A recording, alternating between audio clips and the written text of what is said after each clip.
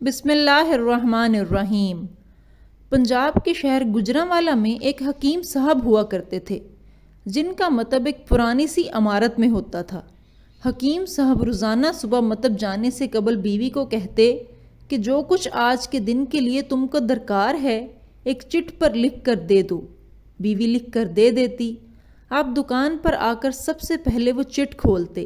بیوی نے جو چیزیں لکھی ہوتیں ان کے سامنے ان چیزوں کی قیمت درج کرتے، پھر ان کا ٹوٹل کرتے، پھر اللہ سے دعا کرتے کہ یا اللہ میں صرف تیرے ہی حکم کی تعمیل میں تیری عبادت چھوڑ کر یہاں دنیا داری کے چکروں میں آ بیٹھا ہوں، جو ہی تو میری آج کی مطلوبہ رقم کا بندوبست کر دے گا میں اسی وقت یہاں سے اٹھ جاؤں گا۔ اور پھر یہی ہوتا۔ کبھی صبح کے 9:30 کبھی 10 بجے حکیم صاحب مریضوں سے فارغ ہو کر واپس اپنے گاؤں چلے جاتے۔ ایک دن حکیم صاحب نے دکان کھولی، رقم کا حساب لگانے کے لیے چٹ کھولی تو وہ چٹ کو دیکھتے کہ دیکھتے ہی رہ گئے۔ ایک مرتبہ تو ان کا دماغ گھوم گیا۔ ان کو اپنی آنکھوں کے سامنے تارے چمکتے ہوئے نظر آ رہے تھے، لیکن جلد ہی انہوں نے اپنے اعصاب پر قابو پا لیا۔ آٹے دال وغیرہ کے بعد بیگم نے لکھا تھا بیٹی کے جہیز کا سامان۔ کچھ دیر سوچتے رہے۔ چیزوں کی قیمت لکھنے کے بعد جہیز کے سامنے لکھا یہ اللہ کا کام ہے، اللہ جانے۔ ایک دو مریض آئے ہوئے تھے، ان کو حکیم صاحب دوائی دے رہے تھے۔ اسی دوران ایک بڑی سی کار ان کے مطب کے سامنے آ کر رکی۔ حکیم صاحب نے کار یا صاحب کار کو کوئی خاص توجہ نہ دی کیونکہ کئی کاروں والے ان کے پاس آتے رہتے تھے۔ دونوں مریض دوائی لے کر چلے گئے۔ وہ سوٹڈ بوٹڈ صاحب کار سے باہر نکلے اور سلام کر کے بینچ پر بیٹھ گئے۔ حکیم صاحب نے کہا اگر آپ نے اپنے لیے دوائی لینی ہے تو ادھر سٹول پر آ جائیں تاکہ میں آپ کی نبض دیکھ لوں، اور اگر کسی مریض کی دوائی لے کر جانی ہے تو بیماری کی کیفیت بیان کریں۔ وہ صاحب کہنے لگے حکیم صاحب میرا خیال ہے آپ نے مجھے پہچانا نہیں، لیکن آپ مجھے پہچان بھی کیسے سکتے ہیں کیونکہ میں 15-16 سال بعد آپ کے مطب میں داخل ہوا ہوں۔ آپ کو گزشتہ ملاقات کا احوال سناتا ہوں، پھر آپ کو ساری بات یاد آ جائے گی۔ جب میں پہلی مرتبہ یہاں آیا تھا تو وہ میں خود نہیں آیا تھا، خدا مجھے آپ کے پاس لے آیا تھا کیونکہ خدا کو مجھ پر رحم آ گیا تھا اور وہ میرا گھر آباد کرنا چاہتا تھا۔ ہوا اس طرح تھا کہ میں لاہور سے میرپور اپنی کار میں اپنے آبائی گھر جا رہا تھا۔ عین آپ کی دکان کے سامنے ہماری کار پنکچر ہو گئی۔ ڈرائیور کار کا پہیہ اتار کر پنکچر لگوانے چلا گیا۔ آپ نے دیکھا کہ میں گرمی میں کار کے پاس کھڑا ہوں۔ آپ میرے پاس آئے اور آپ نے مطب کی طرف اشارہ کیا اور کہا کہ ادھر آ کر کرسی پر بیٹھ جائیں۔ اندھا کیا چاہے 2 آنکھیں، میں نے آپ کا شکریہ ادا کیا اور کرسی پر آ کر بیٹھ گیا۔ ڈرائیور نے کچھ زیادہ ہی دیر لگا دی تھی۔ ایک چھوٹی سی بچی بھی یہاں آپ کی میز کے پاس کھڑی تھی اور بار بار کہہ رہی تھی چلے نا مجھے بھوک لگی ہے۔ آپ اسے کہہ رہے تھے بیٹی تھوڑا صبر کرو ابھی چلتے ہیں۔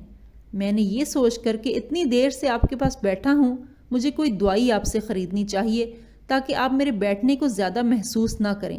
میں نے کہا حکیم صاحب میں 5-6 سال سے انگلینڈ میں ہوتا ہوں۔ انگلینڈ جانے سے قبل میری شادی ہو گئی تھی لیکن ابھی تک اولاد کی نعمت سے محروم ہوں۔ یہاں بھی بہت علاج کیا اور وہاں انگلینڈ میں بھی، لیکن ابھی قسمت میں مایوسی کے سوا اور کچھ نہیں دیکھا۔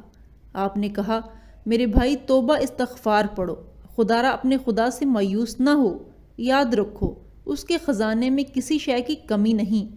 اولاد، مال و اسباب اور غمی خوشی، زندگی موت ہر چیز اسی کے ہاتھ میں ہے۔ کسی حکیم یا ڈاکٹر کے ہاتھ میں شفا نہیں ہوتی اور نہ ہی کسی دعا میں شفا ہوتی ہے۔ شفا اگر ہونی ہے تو اللہ کے حکم سے ہونی ہے، اولاد دینی ہے تو اسی نے دینی ہے۔ مجھے یاد ہے کہ آپ باتیں کرتے جا رہے تھے اور ساتھ ساتھ پڑیاں بنا رہے تھے۔ تمام دوائیاں آپ نے 2 حصوں میں تقسیم کر کے 2 لفافوں میں ڈالیں۔ پھر مجھ سے پوچھا کہ آپ کا نام کیا ہے۔ میں نے بتایا کہ میرا نام محمد علی ہے۔ آپ نے ایک لفافہ پر محمد علی اور دوسرے پر بیگم محمد علی لکھا۔ پھر دونوں لفافے ایک بڑے لفافہ میں ڈال کر دوائی استعمال کرنے کا طریقہ بتایا۔ میں نے بے دلی سے دوائی لے لی کیونکہ میں تو صرف کچھ رقم آپ کو دینا چاہتا تھا، لیکن جب دوائی لینے کے بعد میں نے پوچھا کہ کتنے پیسے، آپ نے کہا بس ٹھیک ہے۔ میں نے زیادہ زور ڈالا تو آپ نے کہا کہ آج کا کھاتا بند ہو گیا ہے۔ میں نے کہا مجھے آپ کی بات سمجھ نہیں آئی۔ اسی دوران وہاں ایک اور آدمی آ چکا تھا۔ اس نے مجھے بتایا کہ کھاتا بند ہونے کا مطلب یہ ہے کہ آج کے گھریلو اخراجات کے لیے جتنی رقم حکیم صاحب نے اللہ سے مانگی تھی وہ اللہ نے دے دی، مزید رقم وہ نہیں لے سکتے۔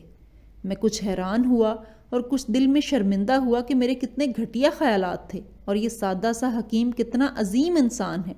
میں نے جب گھر جا کر بیوی کو دعائیاں دکھائیں اور ساری بات بتائی تو بے اختیار اس کے منہ سے نکلا، وہ انسان نہیں کوئی فرشتہ ہے اور اس کی دی ہوئی ادویات ہمارے من کی مراد پوری کرنے کا باعث بنے گی۔